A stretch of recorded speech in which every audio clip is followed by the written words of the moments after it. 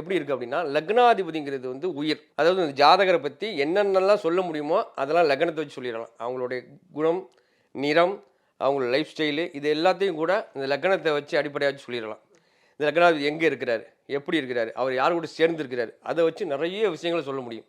இப்போ நம்ம சிம்பிளாக சொல்லணும்னா, இப்போ நான் சொல்கிற அந்த நபருக்கு வந்து எப்படி இருக்குது ஜாதகம் அப்படின்னா, அவருடைய லக்ன அதிபதி வந்து 5ஆம் இடங்கிற பூர்வ புண்ணியஸ்தானத்தில் இருக்குது. இப்போ பூர்வ புண்ணியஸ்தானங்கிறது பூர்வீகம். பூர்வீகத்தை மையமாக வச்சு சொல்கிற இடம். அறிவு, ஆசை, இந்த பூர்வீகத்தை பற்றி, பூர்வீக சொத்தை பற்றி, குழந்தைய பற்றி, ஆள் மனசை பற்றி, தியான யோகாவை பற்றி எல்லாம் சொல்கிற இடம் வந்து 5ஆம் இடம்.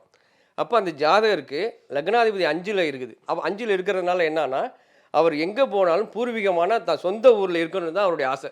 அப்போ என்ன ஜாதகம் சொல்லுது அப்படின்னா, அவருக்கு என்ன அட்வைஸ் பண்ணணும் அப்படின்னா, இந்த ஜாதகருக்கு பூர்வீகம் சார்ந்த இடத்துல, பூர்வீகத்தில் என்ன செய்ய முடியும், அவருக்கு பிடிச்ச விஷயத்தில் எதில் வந்து டெவலப் பண்ண முடியும், எந்த தொழில் அந்த ஊரில் எடுத்து செஞ்சால் ஜெயிப்பார் அப்படிங்கிற ஒரு விஷயத்தை பார்த்து கொடுத்து செயல்படுத்த வச்சோம் அப்படின்னா, அந்த ஜாதகர் சந்தோஷமாகவும் மனநிறைவோடும் அவங்க எல்லாத்துலேயுமே ஜெயிக்கக்கூடிய வாய்ப்பு இருக்குது.